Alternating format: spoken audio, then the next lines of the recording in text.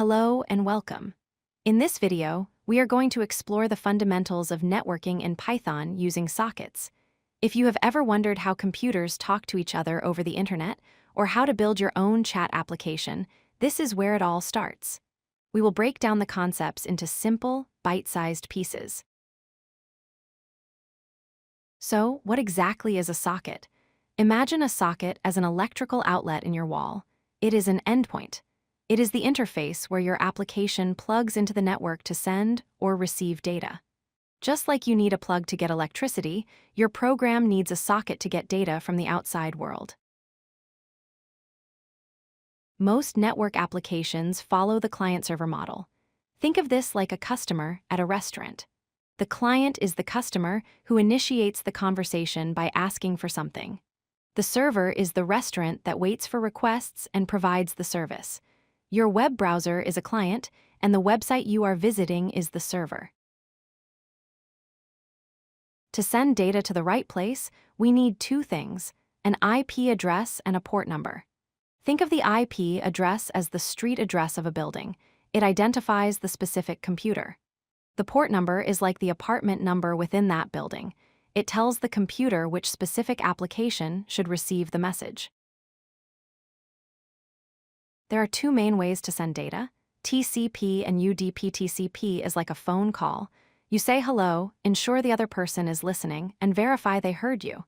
It is reliable but slightly slower. UDP is like sending a letter or throwing a paper airplane. You send it out fast, but you don't get immediate confirmation that it arrived. For most basics, we use TCP. Python makes this easy with the built-in socket module. You don't need to install anything extra.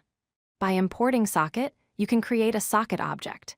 In the code shown, we are creating a standard internet socket using IP4 and TCP.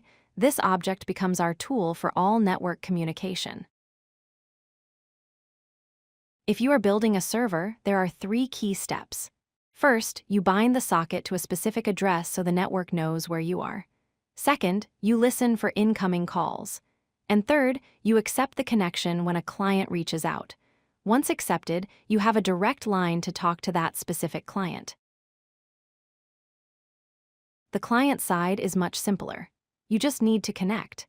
You take your socket and dial the server's IP address and port number.